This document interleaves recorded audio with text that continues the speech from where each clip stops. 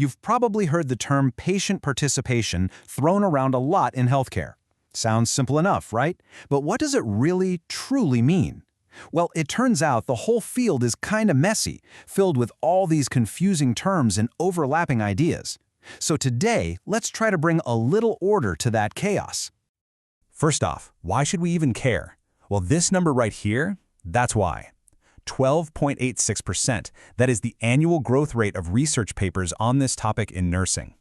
This isn't some quiet academic debate. It's an exploding field because it's tied directly to the quality and the safety of your healthcare. So, at its heart, patient participation is really all about you, the patient, being an active player in your own health journey. It's about shifting from being a passive person that care just happens to being an engaged partner in every single decision. That's the goal. That's the bedrock of what we call patient-centered care.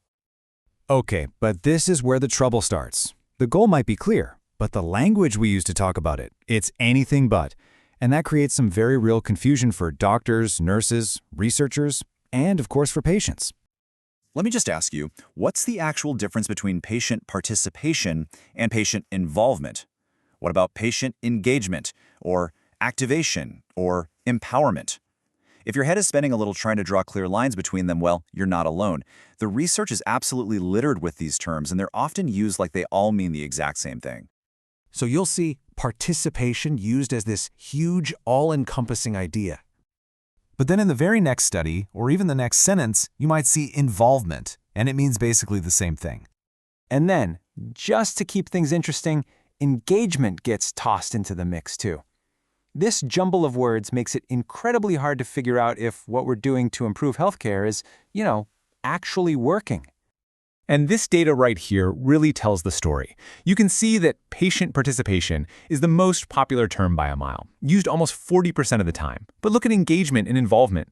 They're both used over 20% of the time. This shows it's not just a few random words being mixed up. It's a systematic problem of using different language for very similar, but not identical, ideas. So the researchers behind the work we're looking at saw all this chaos and came up with a pretty brilliant solution. They found a way to organize these concepts, not as a messy pile of words, but as a clear, logical journey. The big question is, how do we get from that confusing word cloud to a framework that people in the real world can actually use? And here it is. They call it the ladder of participation. Think of it as a hierarchy that builds from the bottom up. You start with enablement. That's just giving patients the basic info and tools they need. From there, you climb to empowerment, where patients feel confident enough to use those tools. Next up is activation. That's the moment a patient becomes willing and ready to take an active role. Then you get to involvement and participation, where they're actually in the conversation, making decisions. And right at the very top is engagement. That's the ultimate goal, a true ongoing partnership. The key is you can't really get to the next rung without standing on the one below it. Now, the crucial thing here is that this isn't just some academic theory. As the researchers put it, this whole thing provides a clinical roadmap for nurses. It's a practical guide they can use to help patients climb that ladder step by step. All right, so we've got a roadmap. But so what? Why does just cleaning up a few definitions actually make a difference out there in the real world? Well, it turns out this clarity matters for pretty much everyone. For nurses on the front lines, understanding this ladder can directly improve patient safety and make it clear who's responsible for what. For hospital administrators, it gives them a real way to measure and audit the quality of care. And for policymakers, it draws a straight line from investing in patient enablement at the bottom of the ladder to seeing better outcomes, like fewer people coming back to the hospital and lower costs at the top.